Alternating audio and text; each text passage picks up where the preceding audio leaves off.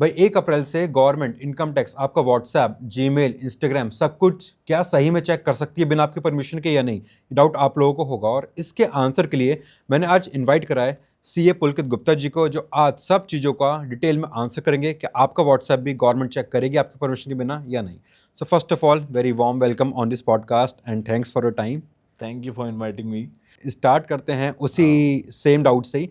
क्या गवर्नमेंट आपका मेरा व्हाट्सएप, ईमेल बिना मेरी परमिशन के चेक कर सकती है या नहीं? देखिए, 1 अप्रैल 2026 से अब नया इनकम टैक्स बिल इनेक्टेड होना जा रहा है। ये ऑलरेडी पार्लियामेंट में अगस्त 2025 में हो चुका है। अ, अगस्त 2025 में अप्रूव हो चुका है।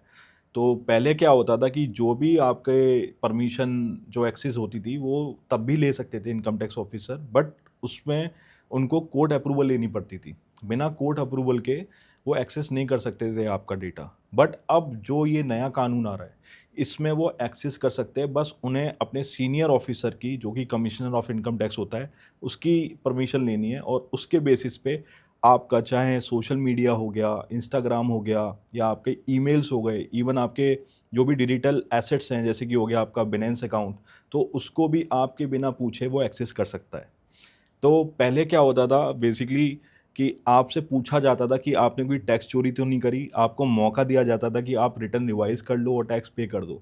अब क्या होगा, आपसे पूछा भी नहीं जाएगा, आपके बिना पूछे आपको पता भी नहीं लगेगा, आपका पहले डेटा एक्सेस कर लिया जाएगा और हम्म। उसके बाद आपको नोटिस भेजा जाएगा कि हमको लगता है कि आपने कोई इनकम, कोई एसेट ऐसे जो जनरेट करें हैं, इसके अगेंस्ट आपने इनकम डिक्लेयर नहीं करी है, और नोटिस भेजा जाएगा। एंड आपको मौका तक नहीं मिलेगा रिवाइज रिटर्न करने का, और प्लस टैक्स भी लगेगा और पेनल्टी भी लगेगी। मतलब अगर बिनेंस मेरे कुछ डॉलर्स पड़े हैं यूएसडी और वो मैंने इनकम टैक्स में नहीं दिखाया, तो गवर्नमेंट इनकम टैक्स बिना मेरे परमिशन के चेक कर सकता है कितने डॉलर्स पड़े हैं, कितना आया, कितना गया। उसके बाद मुझे बताएगा कि तुमने ये चोरी करी टैक्स की। Correct, correct. तो ये सबके लिए वैलिड है, आपके लिए, मेरे लिए, या एक छोटा ट्रेडर जिसका 1,000 2,000 डॉलर का फंड हो या जिसकी साल की 5 लाख 6 लाख इनकम हो, सबके लिए चीज़ वैलिड है या किसके लिए ये चीज़ वैलिड है? देखिए, टेक्निकली तो सबके लिए वैलिड है, हम्म। क्योंकि जो कानून होता है वो तो सब पे एप्लीकेबल होता है। हम्म। बट ऑब्वियस ही बात है कि अगर चोरी 4 जगह हो रही हो, तो पुलिस किसको पहले पकड़ेगी? जहां बड़ी चोरी हो रही हो। तो हम्म। सिमिलरली इनकम टैक्स अथॉरिटी भी पहले उसको पकड़ेगी जिसका थ्रेशोल्ड लिमिट ज़्यादा है, जो बड़े लेवल पे चोरी कर रहा है। तो अगर कोई 2 लाख रुपए की 4 लाख रुपए का कर रहा है, तो मुझे नहीं लगता, क्योंकि इतनी पॉपुलेशन है इतनी अपने, प्रॉपर कहाँ तक तो जाएगी? कहाँ तक वो चेक करेंगे। तो 2-3 लाख रुपए में तो मैं बोल नहीं सकता कि वहां तक पहुंचेंगे, बट कह भी नहीं सकते क्योंकि हम्म। एआई का ज़माना है। कुछ भी हो सकता है। एआई में ही लगा दिया कि कुछ भाई हम्म। बिनेंस से रिकनसाइल करो आईटीआर की, भाई डिस्क्लोज किया कि नहीं किया, क्रिप्टो इनकम नहीं किया तो ऑटोमेटिक नोटिस भेज दिया। अभी तो दिसंबर में जिसने रिटर्न फाइल करी उसको भी भेज दिया कि भाई देख लो, दोबारा रिवाइज अच्छा। रिटर्न कर लो, अगर कुछ छूट गया है तो कर लो, नहीं तो 31 दिसंबर के बाद मौका नहीं मौका मिलेगा। नहीं तो ये मिलेगा। सबको मेल करा गया। तो काफ़ी क्लाइंट्स का कॉल आया, ये क्या आ गया, नोटिस तो नहीं आ गया। तो मैंने भी समझाया कि ये तो कॉमन ईमेल है, तो हम्म। बस ये डराने वाली बात है, बट ऐसा नहीं है। बट हाँ, सो हो सकता है फ्यूचर में। तो मतलब जो रूल है ये कानून 1 अप्रैल से कि गवर्नमेंट व्हाट्सएप, इंस्टाग्राम चेक करेगी, सबके लिए है। बट उनके लिए पहले है जिनका अमाउंट बड़ा है या फिर जिन्होंने ज़्यादा टैक्स की चोरी करी है, ये जो ज़्यादा बड़े फंड के साथ डील करते हैं। अगर कोई छोटा फंड के साथ डील कर रहा है, लेट्स से कोई एक retail trader 2 lakh 5 10 lakh amount के साथ में, तो उसके साथ ये दिक्कत के चांसेस कम है। कम है, मैं ये कम नहीं है। कह सकता बिल्कुल ज़ीरो है, बट हाँ हम्म। कम है, ये और बोल सकते ये हम कह सकते हैं कि एक डिजिटल रेड है, क्योंकि पहले लोग घर में हैं। रखते थे चीज़ें, राइट, राइट, अब राइट। लोग अपने ट्रस्ट वॉलेट बिनेंस में रखते हैं। तो डिजिटल रेट का ज़माना आ चुका है 2026 में। अब गवर्नमेंट करेक्ट। पूछेगी नहीं, सीधा रेड मारेगी, उसके बाद में बताएगी कि आपने चोरी करा है, यस, बताओ क्यों करा है। बिल्कुल। तो सबके लिए नहीं है इन शॉर्ट भाई। अगर आप लोग अभी तक डर रहे थे कि आप मेरा व्हाट्सएप, इंस्टाग्राम चेक करेगा, क्या मैं अपनी व्हाट्सएप पे जो भी पर्सनल टॉक है, पर्सनल चैट है, क्या मेरी गवर्नमेंट देख सकती है? नहीं। अगर आपने कुछ हरकतें ऐसी करी हैं कि आपने टैक्स चोरी करा है या इनकम टैक्स सही से नहीं भरा है, तो ही होगा। और वो भी जब जब आप बड़े मास लेवल पे, अगर छोटे मोटे अमाउंट है तो शायद गवर्नमेंट आपको पूछेगी भी नहीं इतनी पॉपुलेशन पे। हम्म। अब इसके बाद एक डाउट ये आता है कि अगर मान लो मैंने इनकम करी है, प्रॉफिट बनाया, अब मुझे उसे दिखाना है, मैं ट्रांसपेरेंट रहना चाहता हूँ, भाई मैंने 10 लाख का प्रॉफिट करा है बट फॉरेक्स से करा है, तो मैं उसे कैसे दिखा सकता हूँ? मैंने प्रॉप फर्म से, ब्रोकर से, क्रिप्टो से 10 लाख का यूएसडीटी का बनाया है, यूएसडीटी को मैंने आईएनआर में कन्वर्ट कर लिया। अब उसका सॉल्यूशन क्या है? मैं कैसे उसका लीगली टैक्स भर पाऊँ? देखिए, इसमें दो चीज़ें हैं। एक तो जो फॉरेक्स है वो डील करता है फैम एक्ट से। अब एज पर फैमा एक्ट तो जो फॉरेक्स ट्रेडिंग हो रही है other than non INR pair वो तो इलीगल है। राइट। तो अब इवन आप टैक्स पे भी कर दोगे तो इसका मतलब ये नहीं है कि आपने फैमा का वायलेशन नहीं करा, वो एक True. अलग चीज़ है। हाँ। तो उस पर हम बाद में बात करेंगे, पहले टैक्सेशन पे बात करते हैं। हम्म। तो अब जैसा आपने बोला कि मैंने प्रॉप फर्म से कुछ कमाया या हमने अपनी कैपिटल इन्वेस्ट की और जो भी फॉरेक्स ट्रेडिंग हुई उससे हमने जो भी कमाया, तो आप पे आउट कैसे ले रहे हो, तो ये देखा जाएगा। अगर आपने पे आउट लिया फिएट करेंसी में तो आप उसको बिजनेस इनकम दिखा सकते हो और बिजनेस इनकम के अकॉर्डिंग आप अपना टैक्स पे कर सकते हो। अगर आपने क्रिप्टो से INR में कन्वर्ट करा तो वो सिंपली वो आपकी क्रिप्टो इनकम है 30%। 30%।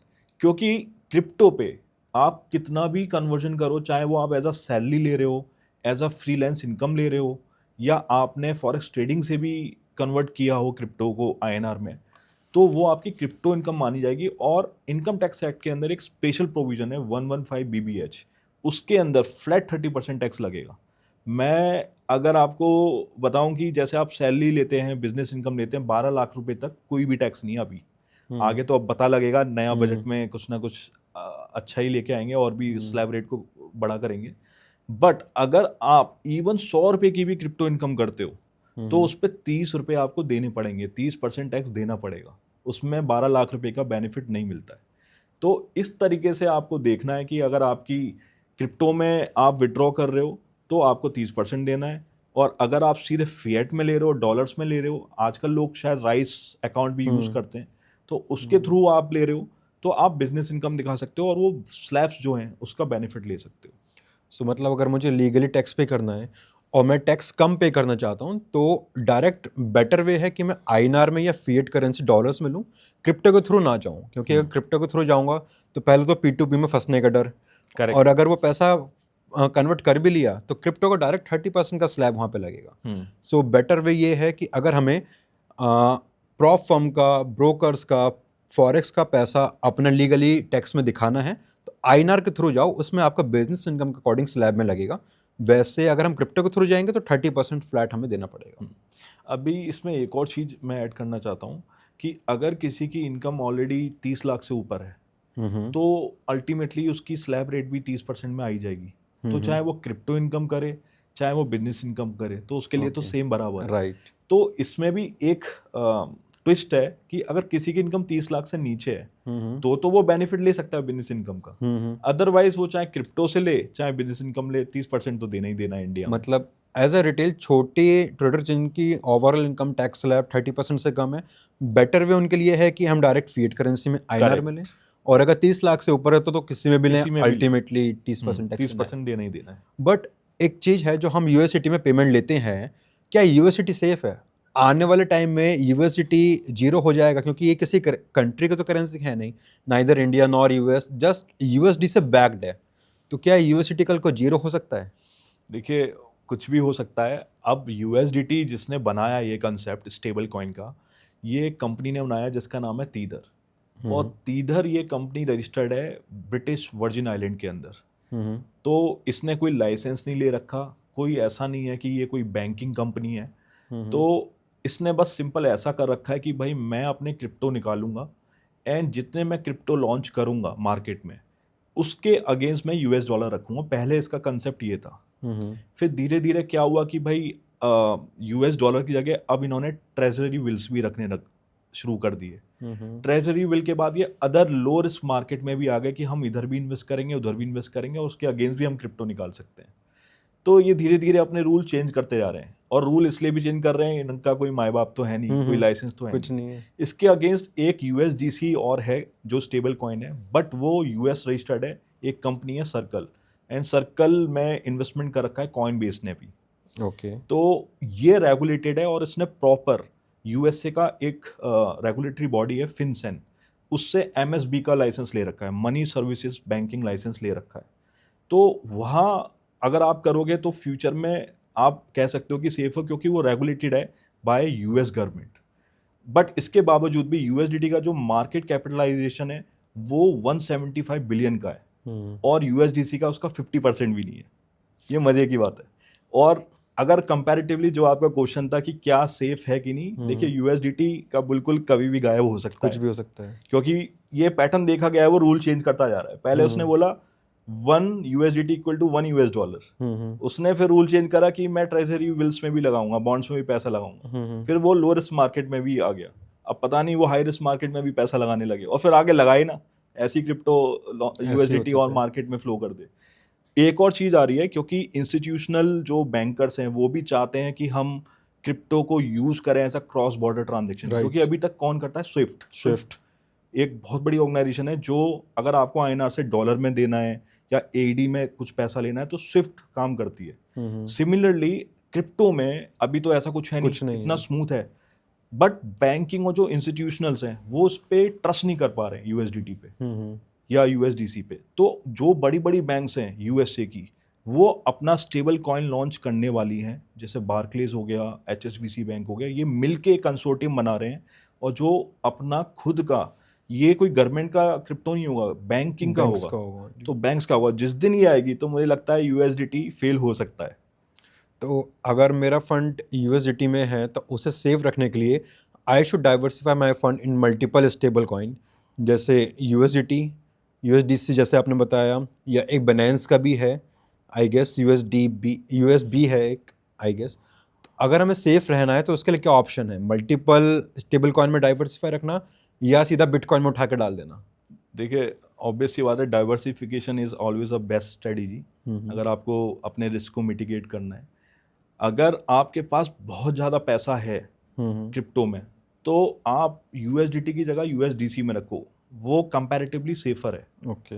एंड ऑब्वियसली क्योंकि लिक्विडिटी इतनी हाई है USDT की, अगर आपको ट्रेडिंग पर्पस के लिए चाहिए तो उतना पैसा तो आपको USDT में ही रखना पड़ेगा, क्योंकि USDT इजीली कन्वर्ट हो जाता है, कोई भी आसानी से खरीद लेता है।